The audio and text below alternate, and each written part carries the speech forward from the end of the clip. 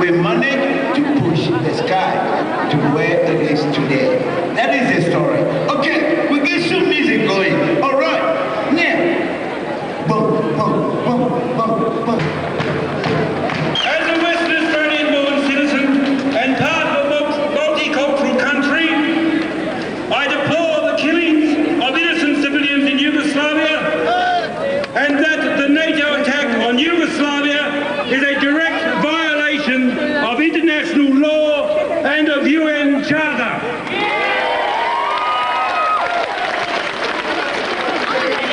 My job this afternoon is to introduce to you all many different people from different nationalities who will be participating through music, dance and thought-provoking speeches. And to our first guest today, as I think is appropriate, it is a statement on behalf of the organisers and the Yugoslav community, Mr. Boris Radmiloc.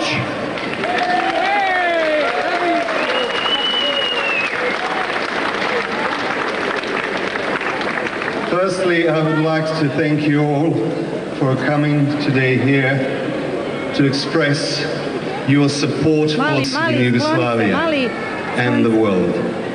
Thank you very much. I was also kindly invited to welcome you in front of the organizers of this concert, Australian Serbian National Federation of Western Australia Incorporated. This event has been supported by various communities and organizations in Western Australia.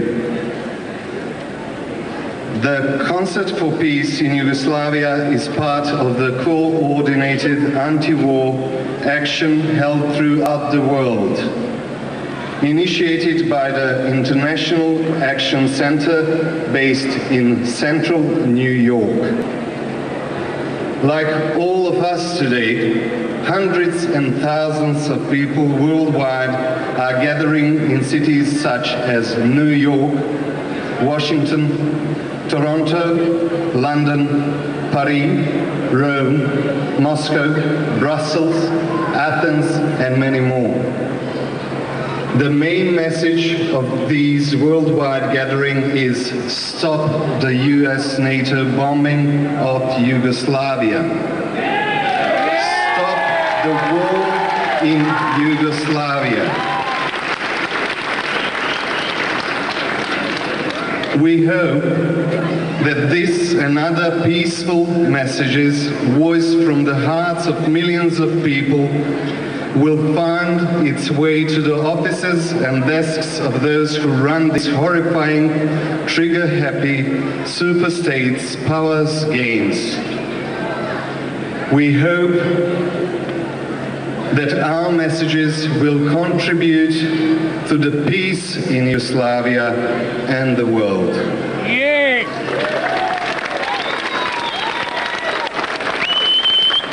And finally, we trust that peace on earth and goodwill among people will prevail. Thank you. From the Greek community, we would like to present this afternoon, together with us all here, Fantasia. Thank you.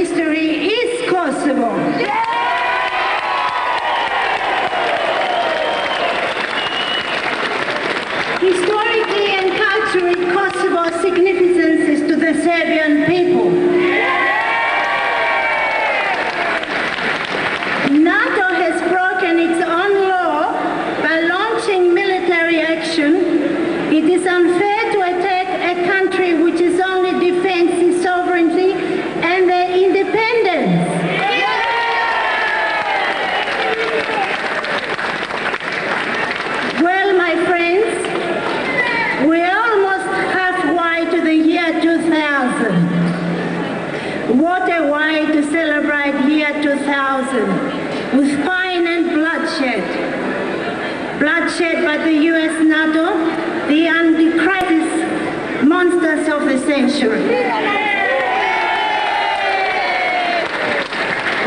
The US, NATO monsters killing innocent people in Kosovo every day. The American and NATO allies misform the public through its own control medium. People are making judgment without even knowing the true story.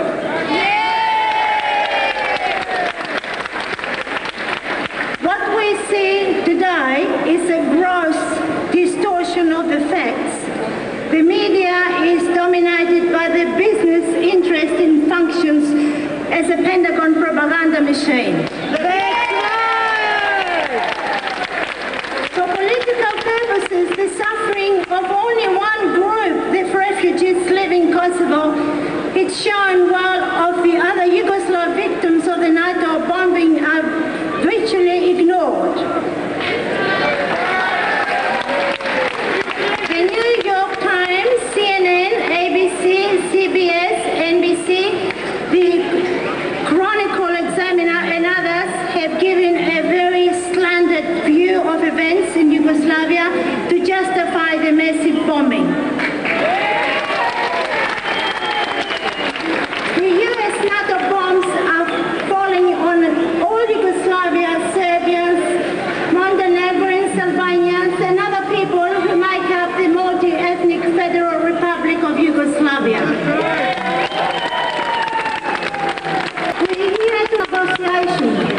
We were not at negotiation. US officials like Secretary of State Madeleine Albright went out of the way to make his point. When these talks were held in France in February, in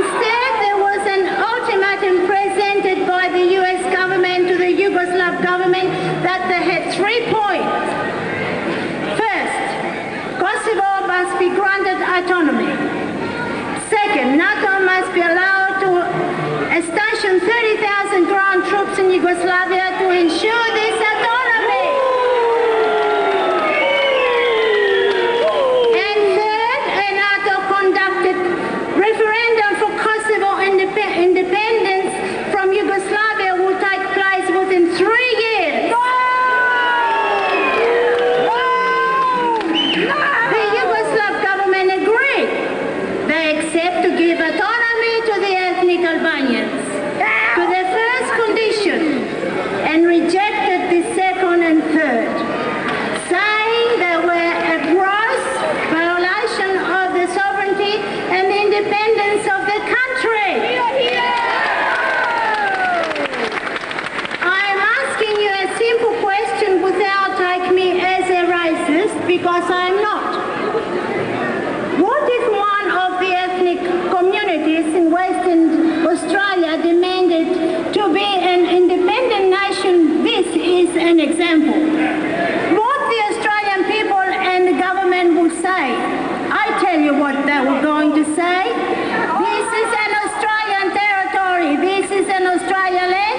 Either you obey the law of this country or get out.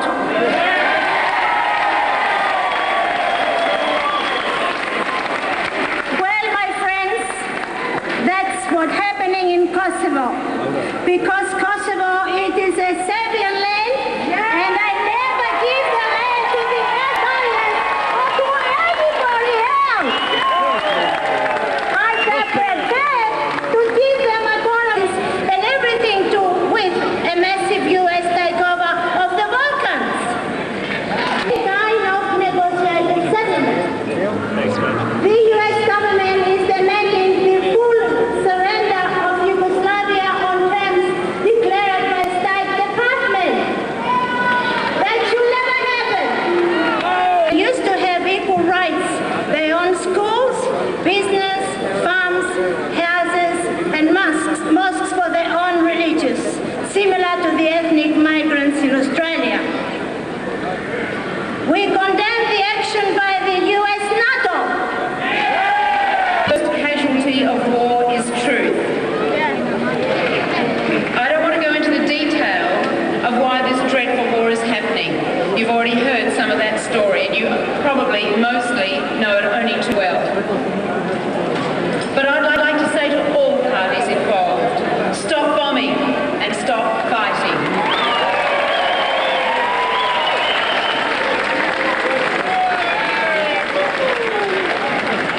For me, the undeniable truth is that ordinary people are suffering dreadfully.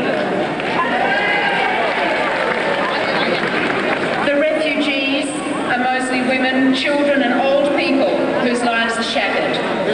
Villages bombed, some of them your relatives perhaps. My heart goes out. And we want the Australian government to support all displaced people. And we want our government to urge that negotiations be. But of course its message will be more potent now, more than the organisers ever imagined. So we will be calling on NATO, banging on NATO's door, and I hope that the bombing is not still continuing by the end of May.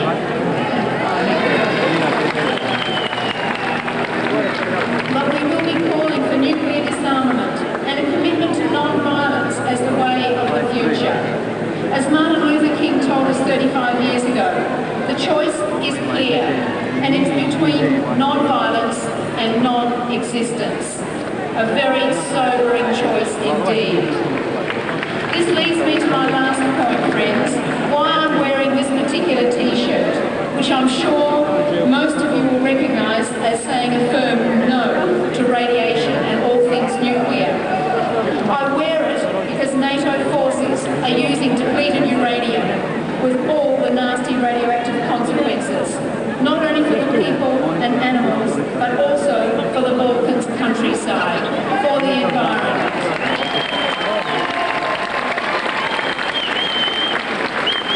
Using depleted uranium, I believe, is a crime against the future, as well as a crime against the present. I want to quote from Dr. Rosalie Bertel on this issue. She's a Canadian epidemiologist who's been working in the area of low-level radiation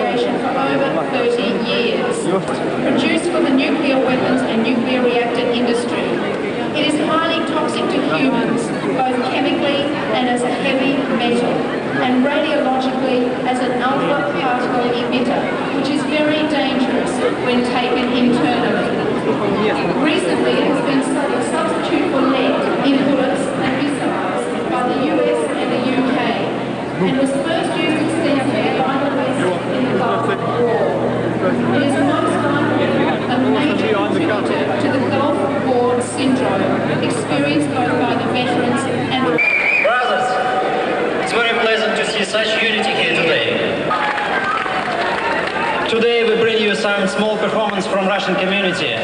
All people who are going to perform in front of you today, they have their own commitments, and they not only Russians. We have Russian folk group called Russian Souvenir, and members of this folk group, they Greeks, Australians, Russians, Ukrainians, all together. We live all together in peace.